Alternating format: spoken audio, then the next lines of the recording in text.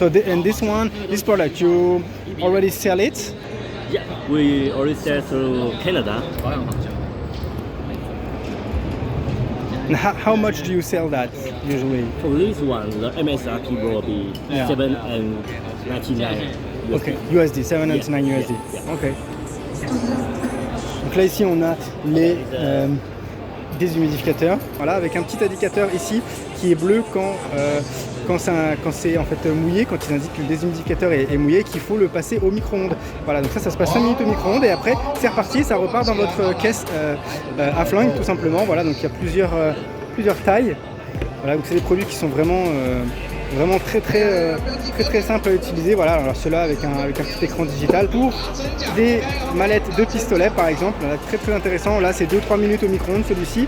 Et alors moi j'utilise ça du coup depuis 4 ans maintenant que je les ai et que je travaille avec eux, et du coup ce sont des produits qui fonctionnent vraiment bien. Voilà, par contre il faut effectivement penser à les repasser au micro-ondes quand ils sont trop humides. Voilà.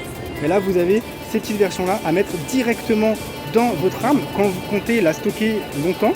Dedans vous avez du coup un petit déshumidificateur qu'il faudra pareil sécher. Donc du coup l'ogive va venir s'enlever, on retire le déshumidificateur, on le passe au micro-ondes et c'est reparti. Okay, so here what's really innovative is that we have our new SureFlow technology. It's a CO2 regulator embedded in the mag. It basically converts a high pressure CO2 into 12 or 8 kilogram Japanese standard, which basically means you don't need to modify your gun at all. You just plug it in, and what it gives you all the benefits of CO2 without the negative side effect, and it just works. Now you can also shoot upside down and so on. Ok. Donc là on a une réplique plastique fabriquée au Japon, donc culasse mobile, avec leur système de 8 kg, donc qui permet en fait d'avoir une capsule de CO2 à l'intérieur avec une chambre de décompression dans le chargeur, et ce qui nous permet de pouvoir tirer en fait directement à l'envers, un peu comme on veut, sans avoir de cooldown, ce qui est très intéressant, et surtout d'avoir une capsule de CO2 qui nous permet de ne pas éclater la culasse. Donc voilà, système très intéressant qu'on retrouve chez MagStack. Voilà. Là on a une culasse en acier CNC, du coup pareil par MagStack, montée ici sur un GBB, et on a ici le prix en Taïwan dollar. Voilà, donc très intéressant à voir effectivement si ça se retrouve en Europe. On se retrouve sur le stand de Dianace. Et là on a alors une petite nouveauté qui finalement n'en est pas une, puisque c'est un produit qui est sorti l'année dernière mais que je ne connaissais pas, qui est un petit chargeur de batterie intelligent et qui va venir se coupler avec leur batterie Smart ici, ce qui permet en fait de reconnaître directement la batterie, donc plus besoin de trifouiller comme sur ces chargeurs là, de trifouiller un petit peu à tout. Donc c'est des chargeurs qui normalement devraient être vendus en Europe en dessous des 20 €, maximum 22-23 € quoi. Voilà, donc effectivement ça peut être très intéressant, sachant que c'est compatible avec toutes les autres batteries du marché. Donc si vous n'avez pas une batterie Smart, il suffit d'avoir une batterie vraiment basique comme celle-ci, il n'y a pas de problème, ça va pouvoir se plugger ici au niveau de l'entrée. Voilà.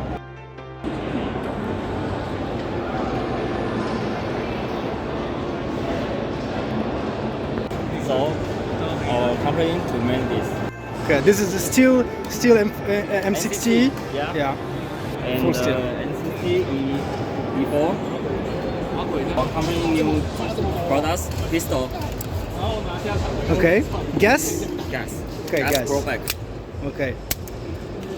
But this is like aluminum slide. Yeah.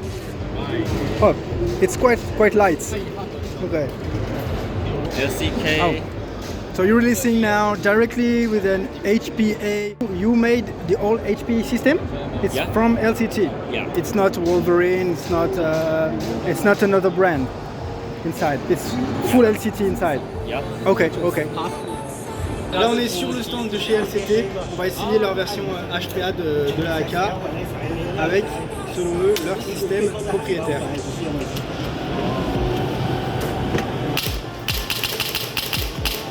au niveau de la réactivité des temps, bah voilà, il n'y a rien à dire, on est sur de l'HPA, hein, c'est très réactif.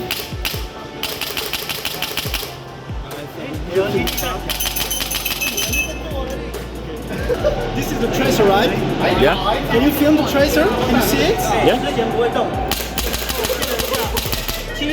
Okay. Nice. Maintenant, on va essayer un chargeur en full auto. Très intéressant, on va bien avec le petit cachet d'air.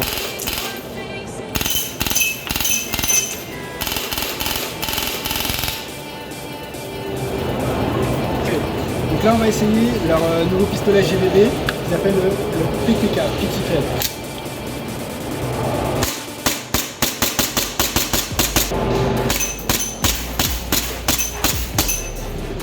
Au niveau de la précision, on a un petit peu de dispersion à 10 mètres, mais en tout cas, les sensations de tir sont là.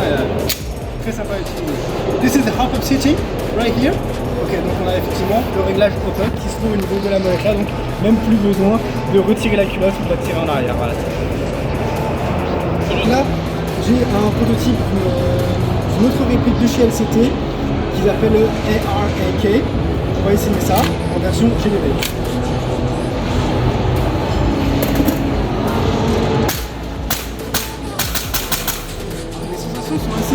Assez marrant, on sent bien le buffer, surtout qu'il y a un buffer derrière. On sent qu'il y a un petit côté un petit peu mou, mais voilà, à la fois c'est très long, mais en même temps c'est assez consistant.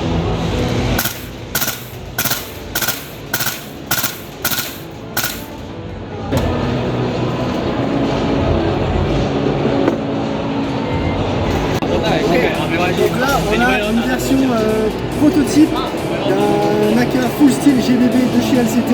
Alors au niveau de la course du bolt, voilà, on a une course qui est un peu petite, je trouve.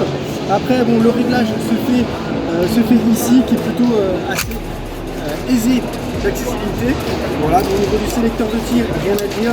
C'est plutôt franc, même si sur la fin ici, on a un petit peu de jeu. Voilà, en tout cas on sent bien la masse, on sent bien qu'effectivement c'est du full steel, c'est très lourd. Donc là on est sur le stand de SRC avec leur gamme de Glock. Voilà, donc leur dernière nouveauté, ici, Glock 19X. Voilà, donc avec un chargeur CO2. Bon, au niveau de la couleur, on n'est pas encore là-dessus, on est un peu sur du doré pailleté, c'est un peu spécial. La réplique est censée sortir en début d'année prochaine. Donc à voir s'ils vont changer un petit peu cette couleur-là. Je leur ai demandé, visiblement, ce serait la couleur finale, donc je ne sais pas à qui ils vont pouvoir le vendre.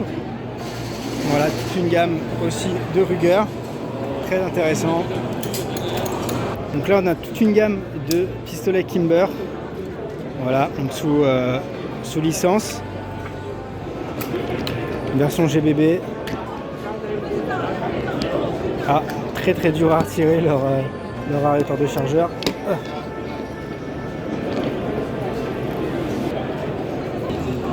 Très intéressant, belle couleur ici. Peut-être un tout petit peu trop doré. La finition ne semble pas être la même. On dirait qu'on est un peu sur du brossé ou poli. Et puis derrière on a les FN 57.